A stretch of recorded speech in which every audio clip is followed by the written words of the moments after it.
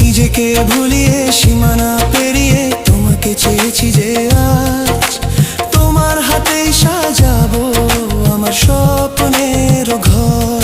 আমি তোমার প্রেমে পড়ে দুনিয়া ভুলে গেছি, তোমার ওই মায়াবী হাসি আমি দেখতে ভালোবাসি।